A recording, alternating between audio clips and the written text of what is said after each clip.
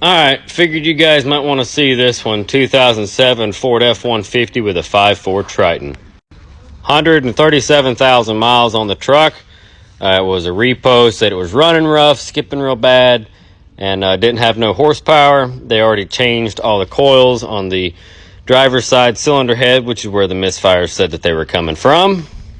Pulled the valve cover off. It does not appear that the previous owner knew what oil changes were, because that's just... I mean, look at that. Yeah. And then moving on to the meat and potatoes. I was almost thinking, right? Almost thinking maybe with the truck being kind of low on miles, maybe it's just the solenoid here on top. This is part of the variable timing actuator solenoid. But no, that was not the case. If you notice the way this timing chain is tightly wrapped across the bottom, if you look down in here, yeah, you see how that chain is all bunched up? Yeah, fuck the flashlight. Right there. It's just all bound up. The chain is broken. You can see the yellow guide right there. The chain is supposed to rest against that, and you can see the pile of chain down there on the bottom.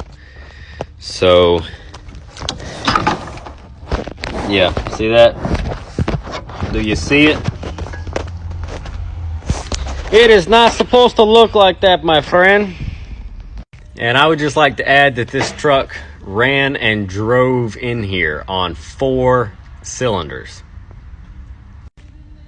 I mean, it was low on power, and it sounded rough, but this 5.4 Triton ran on 4 cylinders and drove itself in this bay this morning. 4 cylinders with a bound up timing chain. So one of the guides probably just gave out at the bottom, and the chain bound up against the crank, and then pow, snapped the chain, and that was the end of it. Immediate misfire, immediate loss of power, no coming back from that. So looks like it's a Ford Friday, and I'm gonna tear down a 5.4. Hope you guys have a better weekend than me. 04 F-150 with the mighty 2-valve 4.6. Blew the engine, so this is its new junkyard engine that's going in here. And my throttle bodies are different from the motor we pulled, because the motor we pulled is from a van. So the top of the throttle body is different from my factory one. This truck had EGR codes in it and a bunch of different vacuum manifold pressure codes and stuff. And looky here. These are the 2 EGR ports. They don't look like ports, but the EGR bolts here, and the air is pushed back into the intake through these 2 channels, and they are completely just carbon built up. I mean, it's caked. Look at this. I don't think I've ever seen one quite this bad. Now I got to figure out how to get all this crap out, because you should be able to see some light through there. But yeah.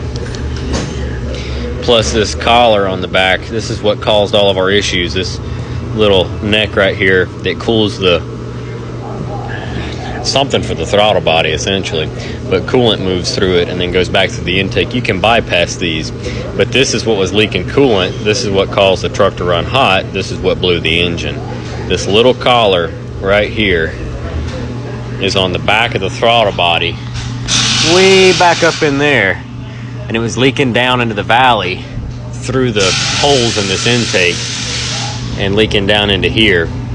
And with all the covers and stuff on it, you couldn't see it. You just knew you had a coolant leak, or you didn't until it was too late, like this poor truck suffered because of that. So this little collar blew this engine, and it's now having to have all this work.